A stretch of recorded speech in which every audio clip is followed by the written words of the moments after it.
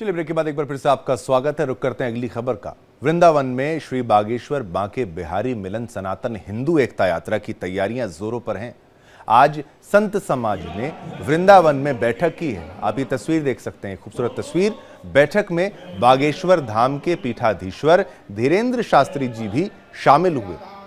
7 नवंबर से 10 सितंबर तक दिल्ली से वृंदावन तक बागेश्वर पीठाधीश्वर धीरेन्द्र शास्त्री निकालेंगे पैदल यात्रा।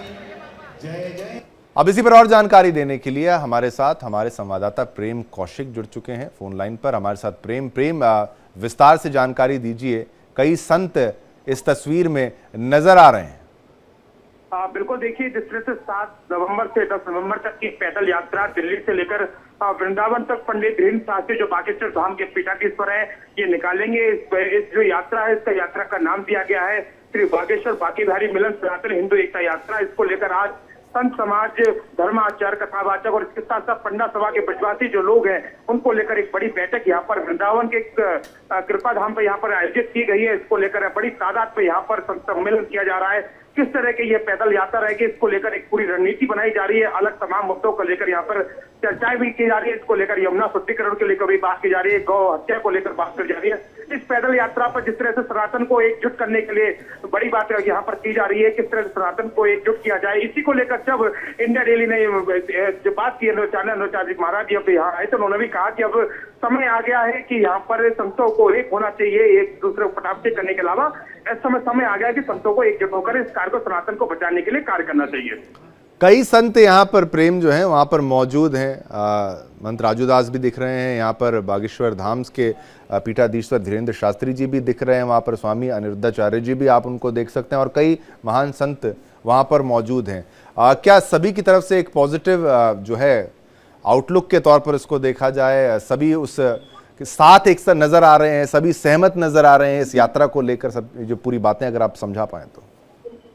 जी बिल्कुल शिवम, जिस तरह से देख सकते हैं कि सनातन को लेकर लगा समय समय पर मांग उठती रही है उसको एकजुट करने के लिए। इसी को लेकर जिस तरह से धीरेन्द्र शास्त्री ने पैदल यात्रा का आयोजन किया है उसको लेकर सभी संत एकजुट होकर अब एक मंच पर दिख रहे हैं। इसको लेकर कहा जा सकता है कि जिससे सनातन बोर्ड की लगातार लंबी समय से मांग की जा रही है उसको लेकर भी चर्चा की जा सकती है। देखिए संत राजूदास भी यहाँ मौजूद है, महामंडलेश्वर यहाँ मौजूद है, यहाँ पर तमाम जितने बड़े संत हैं वो एक मंच पर आज दिख रहे हैं। सभी लोग एकजुट होकर एक स्वर से सिर्फ सनातन के लिए बचाने को लेकर बात कर रहे हैं। किस तरह से गौ को, गौ राष्ट्र को बात की जाए उसको लेकर बात करें, किस तरह से यमुना शुद्धिकरण की शुद्ध हो सके उसको लेकर चर्चा की जा रही है, किस तरह से धर्मांतर को इस देश में रोका जा सके इसको लेकर चर्चा की जा रही है। और देखिए यही सारे अहम मुद्दे रहेंगे इस चर्चाओं को लेकर। और इस पैदल यात्रा में भी, इस पैदल यात्रा में सभी एकजुट होकर जो पंडित धीरेन्द्र शास्त्री जो बागेश्वर धाम के पीठाधीश्वर उसका सहयोग कर रहे हैं और अलग अलग रूप से जिस तरह से दिल्ली से लेकर वृंदावन तक ये पैदल यात्रा रहेगी, हर पड़ाव पर उनको सहयोग देने की बात कही जा रही है। जी बिल्कुल, ये दिल्ली से यात्रा शुरुआत होगी। क्या तमाम संत वो भी यात्रा में साथ चलते हुए नजर हमें आ सकते हैं या फिर बीच बीच में वो इस यात्रा में शामिल हो जाएंगे, इसका अनुमान लगाया जा सकता है? क्योंकि इनको मानने वाले, धीरेन्द्र शास्त्री जी को मानने वाले बहुत से लोग हैं, तो बहुत बड़ा एक हुजूम कह लीजिए, जनसैलाब, जनसागर इनके साथ चल पड़ेगा।